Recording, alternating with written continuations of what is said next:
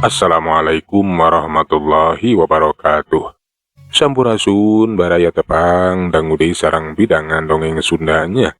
Urang ngadongeng di urang neraskeun hanca dongeng anu katunda kalayan ngebantu negara carios jawara di Gunung Halimun atanapi si bedog gerombang. Ieu dongeng teh karangan Mang Nyalira sok sanaos dongeng basajan malah mandar janten hiburan. Atuh kabaraya anu satia manco kandonging Mang di mana we ayana.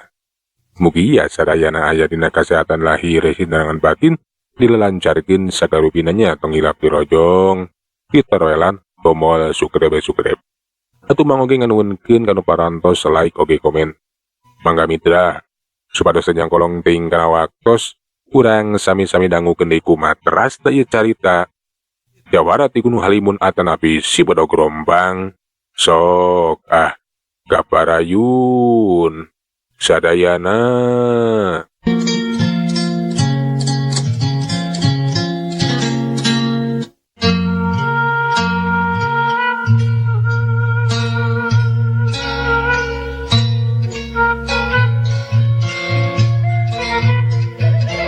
Jak urang tunda ngeunaan sabda jeung Kopral Abbas anu geus bari lumonok deui di Citamiang. Ayeuna mah urang ngacaturkeun di Kadupungur bahwira peuting eta teh geus kalengitan ku si Barajan. Nah kamana cenah eta si Barajan teh? Sok padahal aya hal penting anu arek ditepikeun basa ditatanyakeun teteh lah bahwira teh meunang katerangan. Lamun si Barajan teh cenah tadi sore teh menang surat panantang nu cenah aya jago anu nelahna teh sabda hayang ngajajal ngajak tarung patutunggalan ka eta si Barajan. Nah di mana cenah? Di tempateunana teh euy. Luka bah, abi oge teh terang tadi rusiahkeun. Ya monggeus arian teu nyaho mahkeun we. Mudah-mudahan si Barajan teh anu unggul sagancangna mulang di euy. Cek bahwirahan teu papanjangan kocapkeun isukna teteh lah si Barajan teh weuh mulang. Puguh we atuh bahwira sapara kanca teh mani melang. Inggis we si Barajan teh cenah kasoran teter eleh jajaten nepi ka hanteuna nepi ka ajal binasa. Pukitu nambah wira teh laju marentakeun ka anak buahna pikeun neangan we si Barajan cenah kudu diteangan. Sapada diteteangan teteh lah eueuh saurang-urang acan anu manggihan si Barajan. Moal kitu cenah si Barajan teh indit ka tempat anu anggang, tarungna teh di tempat anu jauh. Da basa diteteangan sabudeureun Kadupungur mah henteu kapanggih, pon kitu deui diteangan. Kalembur-lembur anu hantip pati jauh ti Kadupungur oge sugung. Isim abdi sapara kanca tos karitu ka dieu bah. Teu aya anu mendakan, teu aya laratanana. Moal kitu Kang Barajan teh angkatna ka tempat anu jauh. Nah kamana tuh si Barajan teh nya? Lamun zeug rek indit ka tempat anu jauh pasti bakal bejala kadewe. Jadi sapira aku lamun indit ka tempat anu jauh teh bebeja mah? Kedah kumaha atuh bah? Ajakan deui batur sia. Teangan deui si Barajan anu taliti euy. Pariksa kayaan di sabudeureun Kadupungur. Bisi aya anu nyurigakeun deuleu. Atawa teangan tanda-tanda susuganan jadi pituduh di mana laratan eta si Barajan. Mohon, mangga bah. Sabada menang parentah di bahwira mah eta anggota gormolan teh atuh ngajakan deui ka batureun. Hayu cenah urang teangan deui susuganan di sisieun lembur teh aya anu nyurigakeun atawa menang tanda-tanda anu bisa dipake pituduh dikeun neangan si Barajan. Sabada dipariksa di teteangan deui mah tetela anak buahna bahwira teh manggihan aya anu nyurigakeun. Da eta manggihan kuburan anu masih keneh anyar keneh eta kuburan teh katempot adeuna oge masih keneh beureum. Nah kuburan saha cenah? Jeung saha jalmana anu geus nguburekeun layon di eta patempatan. Jelas-jelas nyurigakeun pisan. Lantaran lamun aya nu maot mah di lembur Kadupungur tang tuwe bakal aya bejana. Sidengkeun lamun aya urang lembur sejen anu nguburekeun di eta patempatan. tang tuwe moal aya nu waniun kangaranan masih kene aya dina kakawasaan gorombolan. Lapor bah, di sisi lemur aya anu nyurigakeun. Jisim abdi menakan gundukan taneuh sapertos kuburan anu masih kena enggak. Bahwi rabasana palaporan sarupa kitu teh jadi penasaran. Jadi aya gundukan taneuh anu diduga eta teh mangrupakeun kuburan euy. Leres bah, leres pisan. Malihan mah taneuhna ge masih keneh beureum. Eta kuburan teh masih keneh enggal keneh. Jisim abdi mah curiga. Margi, urang dieu mah teu aya anu nguburkeun di leubar dinya. Saupamana aya nu maot oge, pasti kapan abah ge uninga. Pon kitu deui. Saupami aya urang lemur sajen anu ngadon nguburkeun di eta tempatan, asa pamohalan. Margi moal wantuneun, sarieun. Bener pisan euy. Lamun kitu mah eta kuburan teh nyurigakeun. Hayo, urang pariksa. Urang kalis nah saha anu dikuburkeun di eta kuburan teh bisinya eta teh kuburan. Cek Bahwira di ngajakan ka anak buana. Pikeun mariksa mastikeun nah bener cenah teh kuburan. Rek dikali we nah saha cenah anu dikurabekeun di eta kuburan teh. Basa Bahwira saparakan catepi ka tempat anu dimaksud ku eta anak buana. Setelah bener dirinya teh aya gundukan taneuh. Malahan aya jauh bener we jika kuburan anyar eta mah. Kula oge yakin ieu mah bener kuburan Kang. Cek isu manehna oge yakin lamun eta teh mangrupakeun kuburan. Atuh teu talangke Bahwira teh marentahkeun ka anak buana. Gali deui we cenah teh kuburan teh ngadah kanyahoan. Nah saha cenah anu dikuburkeun teh atau dikurabekeun teh. Ayeuna mah urang buktikeun nah saha anu dikurabekeun di dieu teh. Asok kali euy kumaraneh ganjangan. Mohon, mangga bah. Mangga bah. Getruk atuh eta kuburan teu dikali deui we. Teteh lah eta kuburan teh hanteu pati cerho. Dina waktu ngan sakedeung geus temo. Jelas katempo layon ngangkoler dina kayaan leungeunna teh geus buntung. Sararea teh atuh mani ngaranjuk kaget lantaran jelas eta layon teh layonna si Barjan. Paingan atuh di teteangan henteu kapanggih da geuning si Barjan teh geus ajal binasa dikurabekeun di eta tempatan. Ngandung harti si Barjan teh geus kateter kasoran eleh jajaten. Tarung batu tunggalan jeung anu nangtangna teh eleh nepikeun ka hanteuna. Geuningan ieu layon teh layon Kang Barjan bah. Alah, Kang Barjan teh tos maot geuningan. Teu sangka paingan di teteangan teu kapanggih. Teu geuning Kang Barjan teh geus maot. Mana kitu ge? Eleh tarungna teh. Ai, ambuing geuningan si Barjan Kang. Oi, teteh lah geuning si Barjan. Paingan atuh di teteangan teu kapanggih oge. Asok ayeuna mah geura urugan deui we kuburkeun deui euy. Atuh laju we. Eta layon teh diurugan di ku taneuh dikuburkeun di sakumaha mistina. Teu saeutik di antara gorombolan teh anu bating kecewis we jeung pada baturna. Teu nyangka cenah si Barjan anu kasohor gagah sakti teh.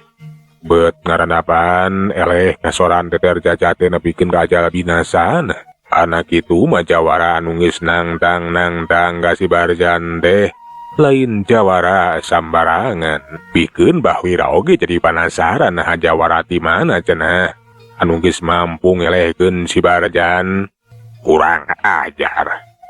Eta mangkaluk teh lain jalma sambarangan euy. Bisa ngelehkeun si Barjan. Bener Kang. Eta jalma teh lain jalma sambarangan. Pasti jawara anu banda pangarti jeung pangabisa anu pinunjul. Ngan bae ti mana atuh? Pama kitu mah perlu diteangan imah Kang. Eta mangkeluk kudu kapanggih. Kudu nerima kada walesna. Hutang pati kudu dibayar pati. Janten saupama didinan mah ulah arek neneangan eta mangkelukna Kang. Nya ampe usia teangan sudah. Hutang pati kudu dibayar pati. Hutang wirang kudu dibayar wirang. Ngan bae amana neanganan ada buku anu nyahoon atuh ti mana-mana na euy. Hanteu pararugu dumu kemantuna. Nya susah neanganana Kang. Tapi mudah-mudahan we eta bangkelok teh aya nemongan deui. Bisa jadi jalma anu kungsi nyusup teh ya Kang. Nya oi, kitu kayaan Mbah Wira saparakanca teh. Sabada nyaho si Barjan teh geus ajal binasa.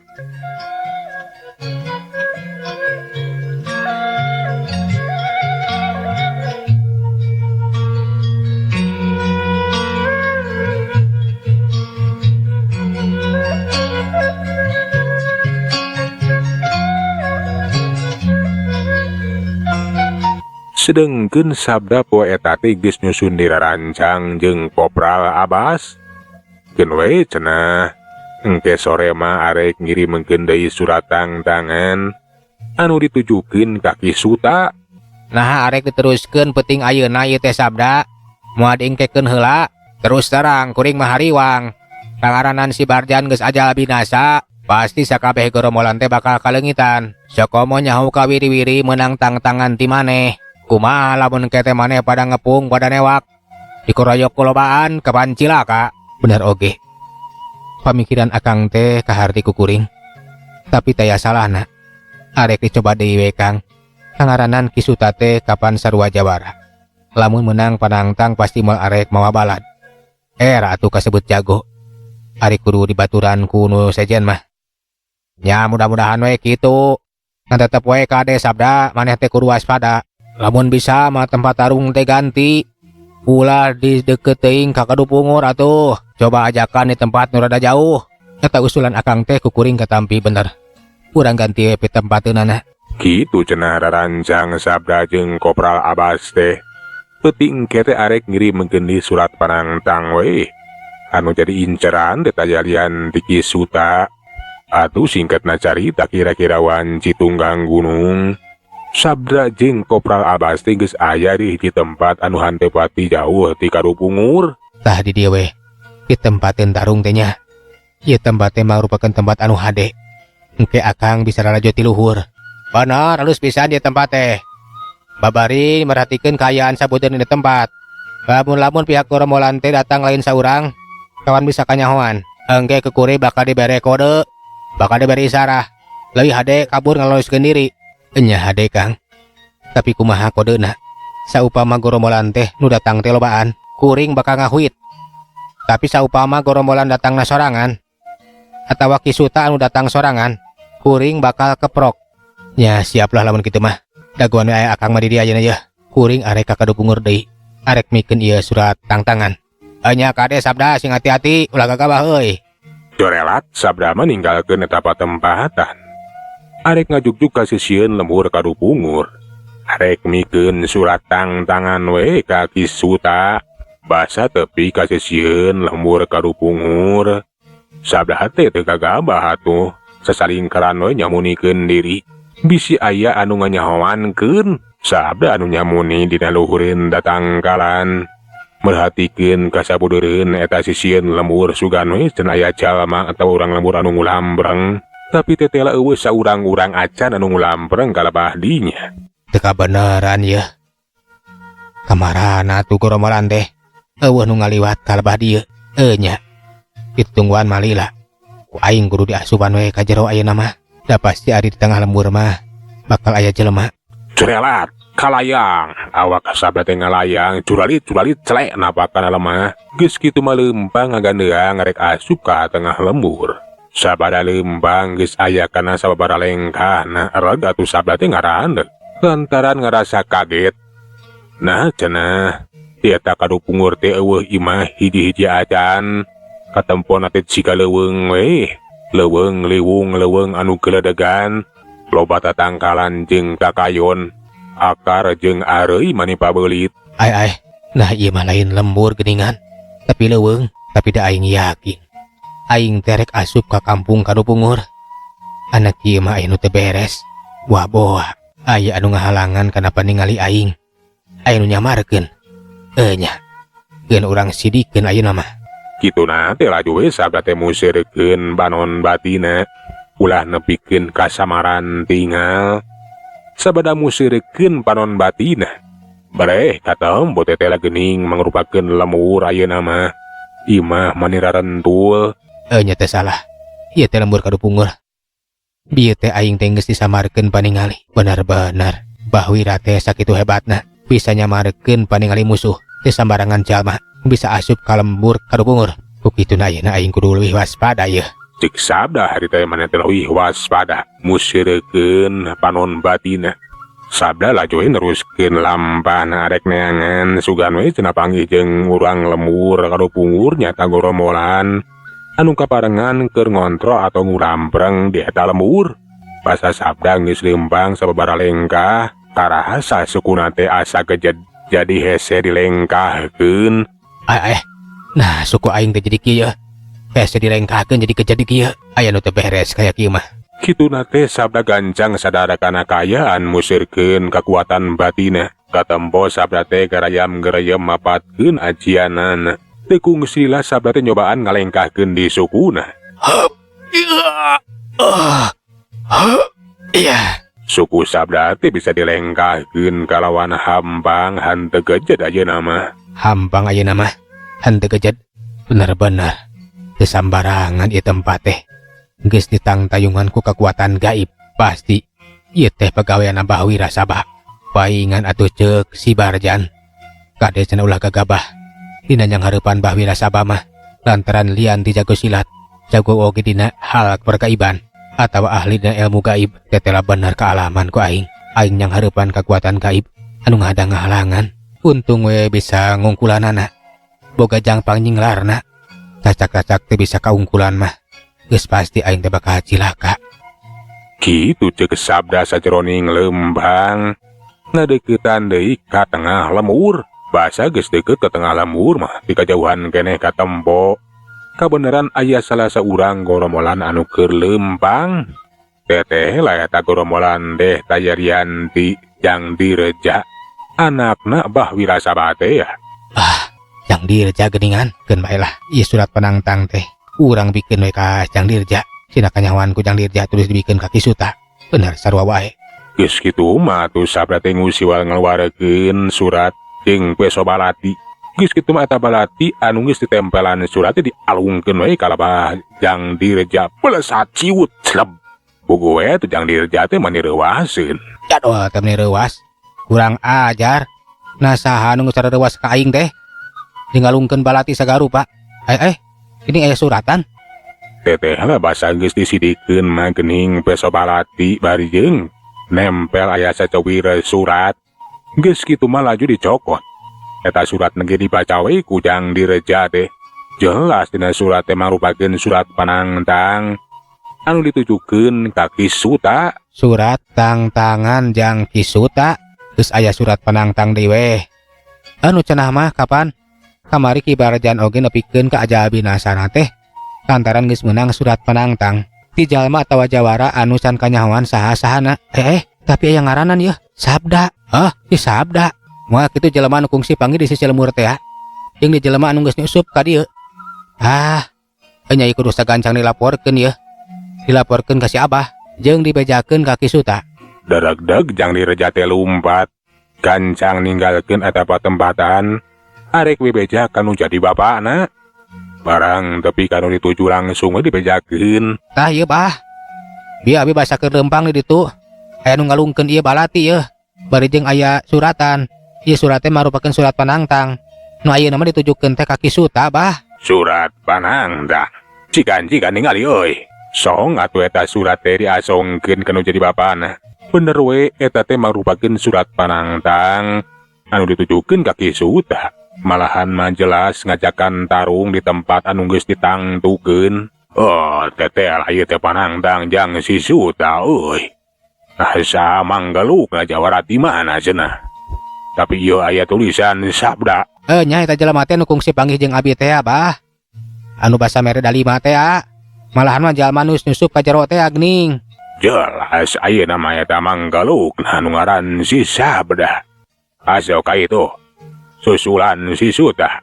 Ieu surat panantang teh kudu kanyahoan ku si Suta. Jadi surat panantang teh arek dibikeun ka Kisuta, Bah. Nah mah matak cilaka. Kapan Kang Barjan ge nepikeun ka Ajalbinasa teh gara-gara nohonan kada panangtang eta jalma. Ye, ayo gancang bejaan we si Suta euy. Oh, nyata jalma teh kudu sagancang na narima kana balas deuleu. Nya mangga bah. Teu talangke jang direja teh nyusulan Ki Suta. Ari jeung tekung sililang geus jol deui dibarengan ku Ki Suta. Nah lares Kang, geus aya di jalma anu ngirimkeun surat penantang. Nu kiwari mah ditujukeun ka kuring. Bener euy, Suta. Eta jalma teh geus mikeun deui surat panantang kiwari manantang ka maneh euy. Tah pek baca ku sia. Eta surat teh diasongkeun ku Bahwira laju we atuh ditampanan geus kitu mah dibaca we ku Ki Suta. Tetela bener sina teh manantang ka dirina. Anak kitu mah kabeneran Kang. Teu kudu hese neangan. Eta jalma teh bakal diteang, bakal disinghareupan. Kudu sagancangna dibinasakeun. Utang pati bayar pati, utang wirang bayar wirang. Lamun henteu nepikeun kanyumponan kana ieu panantang, dikamanakeun harga diri kuring Kang. Cik kira ini jong lalu mamba. Gerat tedunan panantang eta ti jawara nu ngaran Cisabda teh euy. Pokona mah kudu nepikeun ka koyor. Tapi kade sia ulah gagabah Suta. Lantaran jelas eta jawara nu ngaran Cisabda teh lain jawara zamanea. Justru keur kuring mah beki panasaran Kang. Hayang nyaho nepikeun ka mana kahebatanana. Nya. Ayeuna keneh arek init. Alik nyumponan kana panantang. Tapi keheula sia Suta montong gagabah. Sia kudu mawa batur deuleu. Keur kula mah teu kudu dibaturan Kang. Wirang atuh. Kapan jelas dina ieu surat penantang teh. Ulah arek mawa batur. Kudu ludeung datang sorangan. Tapi dewek mah salembang euy. Bisi ieu teh ukur tipu muslihat kumaha lamun maneh ka itu teh yang hareupan jago jeung jawara nu lain saurang dua urang euy. Cek Bahwira maneh nama boga rasa curiga. Tapi Ki Suta teh keukeuh. Mung cenah adik kudu aya nu maturan mah lantaran bakal wirang. Akang teu kudu salembang. Kuring bisa ngajaga diri Kang. Jeung kuring mah boga kayakinan. Eta jalma nu ngaran Cisabda teh datang sorangan Kang. Eueuh anu aturan. Ya ari kitu mah teu naon ngan kadawe Suta. Sia ulah gagabah. Ki Suta laju we atuh ninggalkeun kadu pungur. Arek nyumponan kana panantang Sabda. Teteh lah usaha Sabda teh ngabuakeun hasil. Luyu jeung rarancang anu geus dibadamikeun. Ki Suta lumampah ninggalkeun lemur kadu pungur. Lempang meninga gedik percaya dirina keur maneh teh kapanan jago atuh anu geus kasohor. Teudeng ludeung eueuh kasieun. Kebat lumampah rek nuju ka tempat anu geus ditangtukeun ku Sabda. Euleuh mitra waktosna parantos nyekapannya. Sagala urang tura jajar carita jawara ti Gunung Halimun atanapi si Badag Rompang dugi ka dieu. Urang teraskeun dina sari anu sarajengna. Manganuhunkeun tina sadaya perhatosanana putena tina sadaya kakiranganananya. Mang saheula anan undur. Assalamualaikum warahmatullahi wabarakatuh. Jahat.